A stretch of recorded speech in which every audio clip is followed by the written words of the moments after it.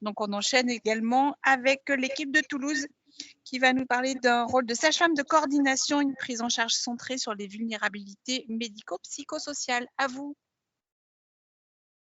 Donc, bonjour, je suis Gaëlle Julia, je suis une des sages-femmes de la maternité Paul de Viguier. Et donc, ce soir, je souhaite vous présenter le poste de la sage-femme de coordination qui est axé sur une prise en charge des vulnérabilités sur le CHU de Toulouse. Si, vas-y, attends. Vas-y. Donc, un petit focus sur notre maternité, c'était une présentation. Donc, la maternité Paul de Viguier se situe au sein du centre universitaire de Purpan. C'est la seule maternité de type 3 de la région Occitanie-Ouest, anciennement Midi-Pyrénées. En 2020, plus de 5250 naissances ont eu lieu au sein de la structure. Il s'agit de l'unique maternité publique du bassin toulousain. Et plus de 34% de nos patients présentent une ou des vulnérabilités médico-psychosociales. Et on a constaté une évolution de plus de 10 points en 2 ans. Donc là, on va se demander pourquoi une sage-femme de coordination. Donc en fait, c'est à partir du constat d'augmentation importante du nombre de patients vulnérables qu'a émergé le poste de sage-femme de coordination, afin qu'on puisse proposer un parcours de soins adapté à ces patientes qui ont des difficultés à adhérer à un parcours de soins classique. La sage-femme de coordination aussi intervient dans la régulation des demandes d'inscription à la maternité. Environ 40 dossiers de demandes d'inscription sont traités tous les jours. Pour les patientes qui n'ont pas accès à Internet ou qui ne savent pas parler français, il faut savoir que la sage-femme de coordination se déplace, les aide et remplit avec elles leur demande d'inscription. La sage-femme de coordination, ensuite, assure pour la maternité Paul de Viguier la gestion des liens avec les différents protagonistes libéraux, les sages-femmes libérales, les gynéco-obstétriciens ou les médecins traitants, concernant les patientes inscrites à la maternité Paul de Viguier. La sage-femme de coordination a le soutien du réseau de périnatalité d'Occitanie. C'est une structure régionale de soutien et d'accompagnement financée par l'ARS. La sage-femme devient un interlocuteur privilégié pour les patientes vulnérables et aussi pour le personnel médical et paramédical. Quels sont les objectifs de ce poste ? Premier objectif, c'est de proposer un parcours de soins individualisé en coordonnant l'intervention de différents partenaires pendant la grossesse. Cette prise en charge pluridisciplinaire comprend l'intervention de travailleurs sociaux, d'un service de périnatalité de la maternité, c'est un service qui regroupe les psychologues et les psychiatres, une assistante sociale, de gynécologues obstétriciens et de sages-femmes de différents services. La sage-femme de coordination entretient aussi un lien hors CHU avec des travailleurs territoriaux, la PMI, sage-femme et puéricultrice, et différents organismes partenaires de ville. Son but aussi est de faciliter l'articulation entre les professionnels de santé et l'accompagnement dans le postpartum est aussi anticipé, limitant ainsi la durée moyenne de séjour sur la maternité. Le but, l'un des principaux rôles de la sage-femme de coordination est vraiment de limiter la rupture dans la prise en charge des patientes vulnérables en diminuant l'errance médicale ainsi que la perte d'informations sur chaque situation. Quels sont nos moyens?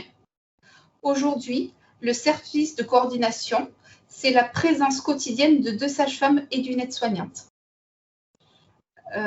Concernant les sages-femmes, il y a une sage-femme clinicienne tous les jours qui gère les consultations obstétricales, les consultations du postpartum et les consultations pédiatriques pour les suivis de courbes de poids, d'allaitement, d'ictère ou de risques infectieux. Il y a une sage-femme coordinatrice de parcours de soins.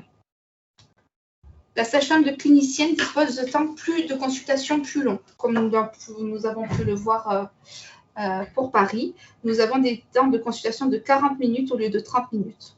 Nous avons aussi un accès systématique à un interprète en cas de besoin, notamment s'il y a besoin aussi d'un interprète en langue des signes. Le lien est systématiquement fait avec les assistantes sociales de la maternité qui se déplacent avec ou sans rendez-vous. Maintenant, nous allons voir comment peut-on entrer dans le parcours de la coordination? Donc, tous les jours a lieu une commission d'inscription, une commission de régulation à la maternité, à laquelle se trouve une sage-femme de coordination, une assistante sociale et une aide-soignante. Cette commission permet déjà un repérage de certaines situations de vulnérabilité. Il y a un adressage très important de la part des urgences de la maternité. En semaine, la sage-femme de coordination se déplace pour une prise en charge psychosociale des patientes. Il peut avoir aussi un adressage possible par les médecins et les sages-femmes de Paul de Viguier. Nous avons mis en place, il y a un peu plus d'1 an, un entretien du premier trimestre. C'est-à-dire que toutes les patientes qui sont inscrites à la maternité sont vues avant 15 semaines d'aménorrhée, soit par un gynécologue, soit par une sage-femme. Nous pouvons aussi, bien sûr, avoir des orientations qui viennent de l'extérieur du CHU, par des organismes comme la permanence d'accès aux soins, la PAS, des travailleurs sociaux qui travaillent en libéral, une plateforme santé précarité qui est dans un hôpital de niveau 2 sur Toulouse, qui est copilotée par l'ARS Occitanie, et différents organismes comme la Case de santé Médecins du Monde. Quelle est la prise en charge que nous pouvons proposer à nos patientes? La sage-femme du service de coordination ne fait pas de dépassement de compétences. Si la grossesse est pathologique, le relais sera fait à un médecin. Éventuellement, on peut faire aussi des consultations en binôme avec un médecin. La patiente est d'abord reçue en coordination et verra le médecin par la suite.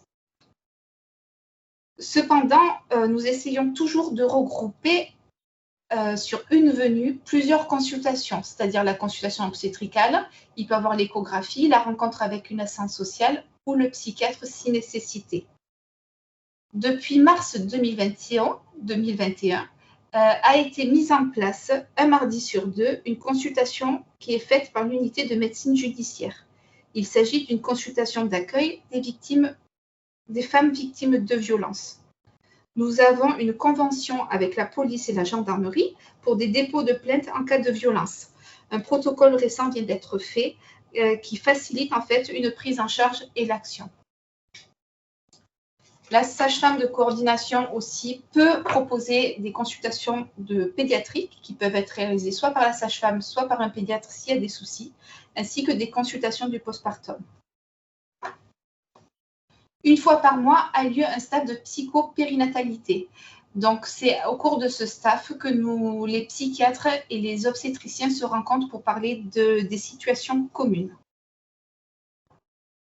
Et nous gardons bien sûr un lien toujours étroit avec nos acteurs dans le CHU et hors le CHU, donc toujours la PMI, la ZE et diverses associations. Quelques chiffres pour vous parler de notre nouvelle activité, parce que notre service de coordination est un service plutôt jeune. Donc, on a eu une date d'ouverture en juin 2018. Donc, lors de son ouverture, on pouvait compter dans notre service une moyenne de 70 consultations mensuelles. Et là, nous sommes passés en 2021 à environ, pour les premiers mois, 198 consultations mensuelles, en sachant que c'est tout type de consultations confondues, que ce soit obstétricale, pédiatrique ou des consultations du postpartum. Donc, juste une petite diapositive pour notre avenir. Quelle est notre suite? Donc, on va mettre en place un staff postnatal pour améliorer la prise en charge de ces patientes, leur retour à domicile ou leur retour sur leur lieu de vie. Un diplôme universitaire d'addictologie vient d'être accordé et financé pour une de nos sages-femmes cliniciennes. Des consultations de gynécologie viennent de s'ouvrir aussi, dispensées par des sages-femmes, des consultations de gynécologie de prévention pour ces patientes précaires, pour assurer leur suivi. Un projet est en train d'être porté par des travailleurs sociaux de la maternité pour une mise en place de valises de première nécessité à destination de ces patientes précaires avec des vêtements, un porte-bébé, des produits de première nécessité. Pour finir, donc début 2003, il va y avoir la création d'un plateau de consultation mutualisé avec un espace vraiment dédié à la coordination en regroupant les sages-femmes, les travailleurs sociaux et l'équipe de psychopérinatalité. Je vous remercie beaucoup pour votre attention. Bravo pour votre intervention tout à fait intéressante. Madame V me dit à côté de moi, c'est génial. Vous avez des idées formidables et on voit que quand on se parle, quand on travaille ensemble, les choses avancent et c'est vraiment tout à fait louable et formidable pour nos patientes. Nous vous remercions beaucoup de vos interventions. Nous avons été ravis, Madame V et moi-même, de vous accompagner cet après-midi. Nous vous disons à demain. Bonne soirée à chacun. Au revoir.